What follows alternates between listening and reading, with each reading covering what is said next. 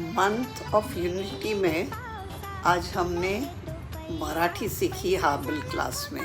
नमस्कार, कसे आहेत तुम्ही?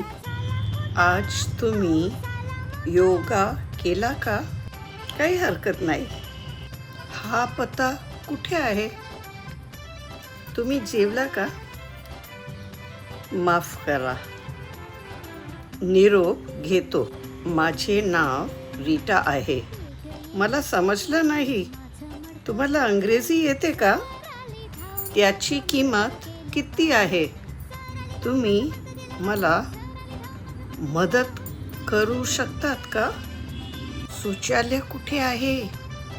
हो, नाही, धन्यवाद।